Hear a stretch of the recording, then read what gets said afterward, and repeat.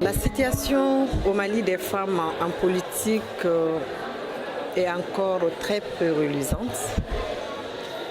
Et malgré les avancées sur le plan juridique, donc le cadre juridique, institutionnel sur place, qui n'a aucune barrière à ce que les femmes aujourd'hui puissent jouir de leurs droits politiques et tous les autres droits.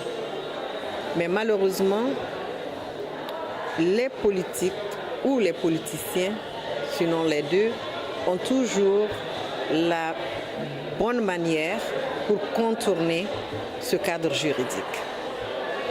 Donc en se basant sur aujourd'hui des rumeurs, en se basant sur malheureusement la faiblesse de certains aspects dans nos coutumes et dans nos cultures, et ce qui fait que beaucoup de femmes malheureusement n'ont pas accès aux instances de prise de décision ou sont écartées même au niveau de la réflexion et de l'élaboration des politiques qui les concernent.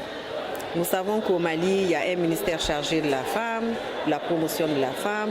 Nous savons que, heureusement, depuis un an, nous avons la loi 052 sur le quota qui octroie au moins 30% des voix aux femmes, ce qui a été une lutte de longue haleine. Mais même avec ça, aujourd'hui, sur les 703 maires que compte le pays, 11 seulement sont des femmes, dont moi, et je suis aussi la première qui a été élue dans le nord du Mali. Le nord du Mali a une spécificité, une zone désenclavée, et très enclavée plutôt, une zone aussi victime de beaucoup de conflits. Toutes les rébellions du Mali viennent de cette zone, et ce qui a beaucoup défavorisé les populations de cette zone, mais particulièrement les femmes qui sont dans une précarité très accentuée. Et quand on sait qu'aujourd'hui, même pour faire la politique, pour faire la campagne, pour accéder même à une bonne position sur la liste avant le quota, il faut avoir les moyens. Même avec le quota, on vous impose, les partis politiques vous imposent un montant énorme qui n'est pas à la portée des femmes. Et entre autres violations, aujourd'hui, c'est le fait que les femmes ont payé le lourd tribut pendant l'occupation. Elles ont été occupées par les rebelles à un moment, elles ont été occupées en 2012, l'occupation de 2012 qui a fait le tour du monde. Elles ont été occupées par des islamistes. Moi, j'avais construit à l'époque un centre multifonctionnel des femmes qui a été occupé par les islamistes. Ils l'ont saccagé et ils en ont mis la police islamique. Donc, parce que pour eux, les femmes ne doivent pas avoir ce genre de joyaux. Moi, mon propre domicile a été saccagé, entre autres. Parce que pour eux, et ils le disent publiquement, une femme ne peut pas diriger. Donc vous voyez cela, ça c'est des événements, et ça a été fait pas seulement par des étrangers, mais aussi des jeunes du pays qui ont eu d'autres influences extérieures, bien sûr, et qui pour eux pensent qu'encore aujourd'hui, la femme ne doit pas occuper des postes de responsabilité.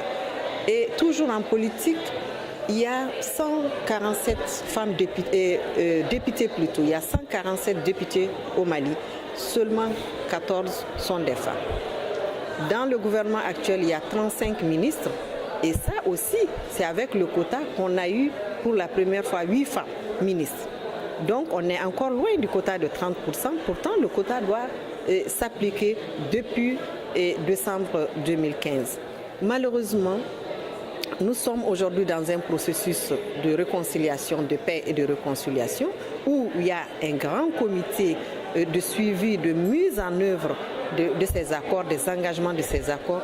Aucune femme ne siège au niveau de ces structures. À un moment donné, j'étais la seule qui était dans un comité, le comité politico-institutionnel. Aujourd'hui, aucune femme ne siège. Et pourtant, la paix ne peut pas se faire sans les femmes. La réconciliation ne peut pas se faire sans les femmes. Les femmes contribuent énormément aujourd'hui dans le panier économique au niveau local. Récemment, il y a quelques jours, on a fêté la journée mondiale de la femme rurale. Pour une première fois, on fait les éloges des femmes, on parle d'elles, mais ça se limite à la fête, au discours.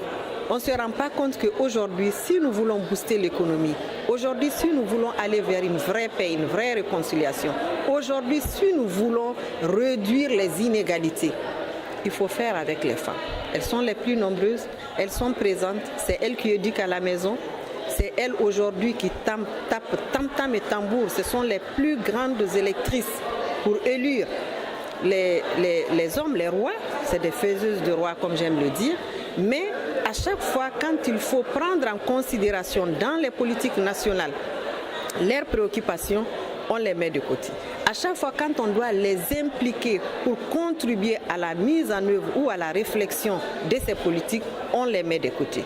Mais on a besoin d'elles pour venir voter, on a besoin d'elles quand ça ne va pas du tout. On les mobilise au début pour qu'elles puissent calmer les enfants, leurs maris, les jeunes qui sont dans les conflits et autres.